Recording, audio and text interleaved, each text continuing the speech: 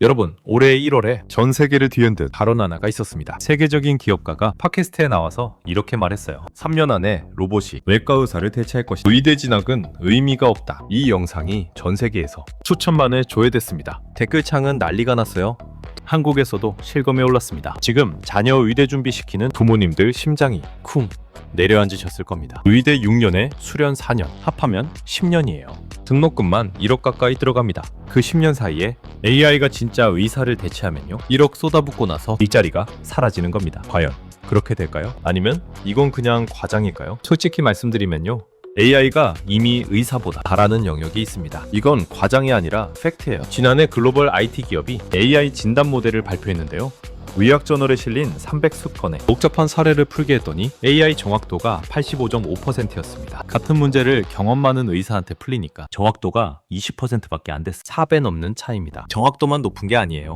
진단 비용도 70%나 절감됐습니다. 5명의 AI가 각각 의사 역할을 하면서 서로 토론하고 검증하는 방식이에요. 인간 의사 1명보다 AI 5명이 더 정확한 세상. 이미 실험실에서는 시작된 겁니다. 수술 쪽도 봐야 합니다. 세계 수술 로봇 시장이 올해 68억 달러를 넘겼어요. 매년 21%씩 성장하고 있습니다. 한국 식약처도 올해 1월에 미세혈관 수술 로봇을 신개발 의료기기로 허가했어요. 혹시 지금 자녀 의대 준비시키고 계신 분이 있으시죠?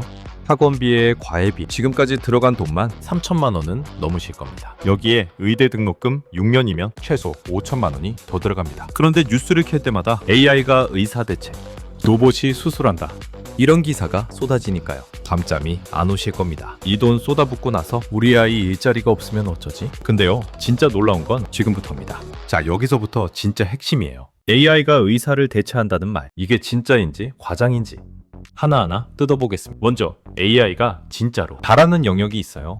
첫째, 영상 판독입니다. CT, MRI, 엑스레이 사진을 보고 이상 소견을 찾아내는 것, 이미 AI가 의사를 앞섰어요. 둘째, 데이터 기반 진단입니다. 혈액 검사 수치 수백 개를 동시에 분석해서 질환을 추론하는 것, 이건 AI의 장기입니다. 그런데 AI가 못하는 게 있어요. 여기가 중요합니다. 복합외상 환자가 응급실에 실려왔다고 칩시다. 교통사고로 다리가 부러지고 내장 출혈이 있고 의식도 왔다 갔다 해요. 이때 의사는 0.1초 만에 뭘 먼저 할지 판단합니다. 이건 매뉴얼이 아니에요. 수천 건의 경험에서 나오는 직관적 판단입니다. 그리고 더 중요한 게 있어요. 환자한테 암 진단 결과를 어떻게 전달할 겁니까? AI가 화면에 암입니다 라고 띄우면 되는 걸까요? 70대 어르신이 병원에 오셔서 선생님, 저 괜찮은 건가요? 하실 때 손 잡아드리는 것, 이게 의사의 역할이죠. 절반 이상을 차지합니다. 또 하나 결정적인 게 있는데요, 많은 분들이 이 부분을 놓치고 계세요. AI가 오진을 하면 누가 책임을 집니까? 의료사고가 나면 환자 보상은 누가 합니까? 지금 전 세계 어디에도 이 법률이 완성된 나라가 없어요. AI가 아무리 똑똑해도 책임질 수 있는 건 사람뿐입니다. 자, 여기서 과거 사례를 하나 보겠습니다. 이 사례를 보시면 지금 상황이 바로 이해가 되실 거예요. 1970년대에 ATM이 등장했어요. 현금 인출 기업. 그때 모든 전문가들이 말했습니다. 은행원이 사라질 것이다. 결과가 어떻게 됐느냐? ATM이 보급된 후 40년간 미국 은행원 수는 오히려 늘어났습니다. 왜냐고요? 지점당 인력은 줄었지만 운영비가 줄어드니까 지점 수가 더 늘어난 거예요. 그리고 은행원의 역할이 바뀌었어요. 단순 입출금 대신 자산관리 상담을 하게 된 겁니다. 수술 로봇도 마찬가지입니다. 다빈치 수술 로봇이 2000년에 나왔어요. 25년이 지났습니다. 지금도 이 로봇은 의사가 조종하는 도구예요. 로봇 혼자서 수술한 적은 한 번도 없습니다. 오히려 로봇 수술할 줄 아는 의사가 더 높은 연봉을 받고 있어요. 자, 그러면 실제로 한번 계산을 해볼게요. 이 계산이 중요합니다. 의대 등록금부터 봅시다.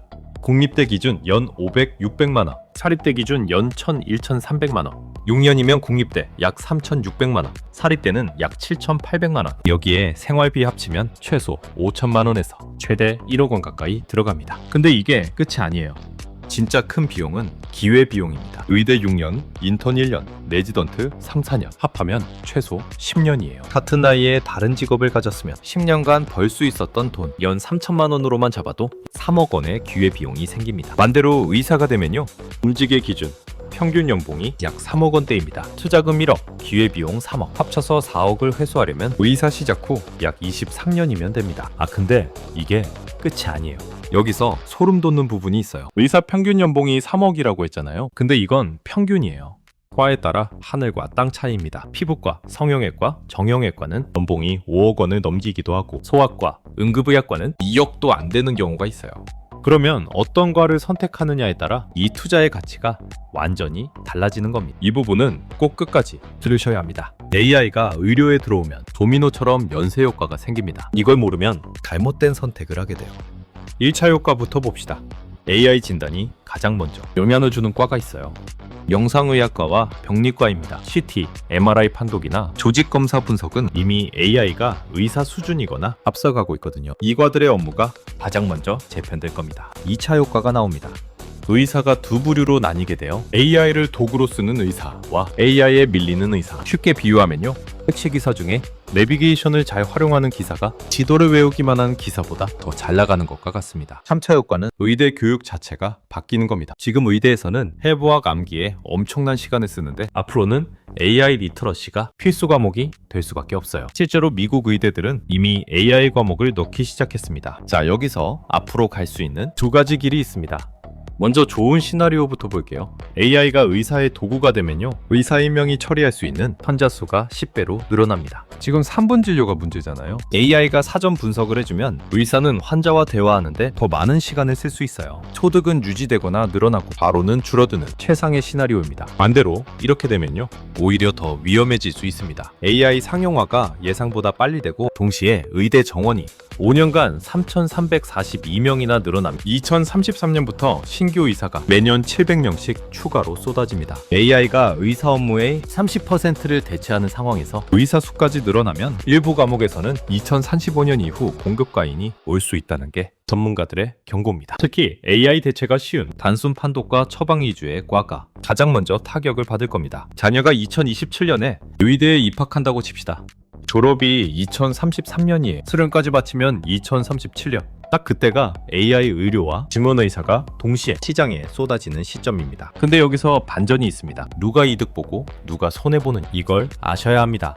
이득 보는 쪽은 AI를 도구로 활용하는 의사입니다. 로봇 수술 할 줄 알고 AI 진단 시스템을 다룰 줄 아는 의사는 오히려 몸값이 올라갑니다. 지금도 다빈치 로봇 수술하는 외과 의사는 프리미엄을 받고 있어요. 그리고 필수 의료 분야, 응급, 외상, 중환자실, 이런 곳은 AI가 대체하기 가장 어려운 영역입니다. 사람의 판단이 생사를 가르니까요. 반면 손해볼 가능성이 높은 쪽은 단순 판독과 처방에만 의존하는 의사입니다. 환자를 3분 보고 검사 결과만 읽어주는 진료, 이건 AI가 더 잘하거든요. 이런 방식으로만 일하는 의사는 10년 안에 경쟁력을 잃게 됩니다. 여기서 한 가지 더 무서운 게 있어요.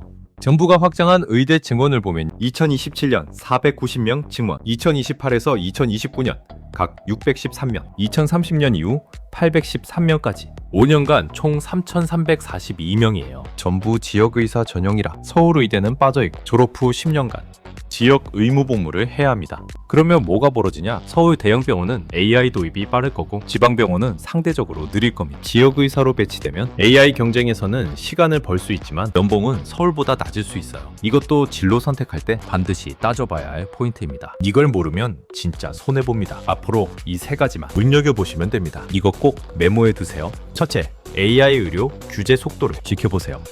식약처가 AI 의료기기를 얼마나 빨리 허가하는, 의료사고 시 AI 책임을 묻는 법률이 언제 만들어지느냐, 이 두 가지가 AI 대체 속도를 결정합니다. 지금은 규제가 느려서 AI가 아무리 똑똑해도 실제 병원에서 쓰려면 5에서 10년이 더 걸린다는 게 전문가들의 중론이에요. 이 규제 뉴스가 나오면 움직일 타이밍입니다. 둘째, 자녀가 의대에 가더라 어떤 과를 선택하느냐가 투자의 성패를 가릅니다. AI 저항력이 높은 과를 체크해두세요. 응급의학, 외과 계열, 정신건강의학, 이런 과는 사람의 판단과 공감 능력이 핵심이라 AI 대체가 가장 어렵습니다. 반대로 영상의학 병리과는 AI의 영향을 가장 먼저 받을 겁니다. 셋째, 지금 당장 해보실 게 있어요. 자녀한테 의대 공부만 시키지 마세요. 코딩이나 데이터 분석, 기초라도 같이 시켜두세요. 앞으로 살아남는 의사는 AI를 처방할 줄 아는 의사입니다. 의대에서 1등하는 것보다 AI를 도구로 쓸 줄 아는 게 10년 후에는 훨씬 더 중요해요. 정리하면요, 의대를 보내느냐 마느냐가 아니라 어떤 의사로 키우느냐가 진짜 질문입니다.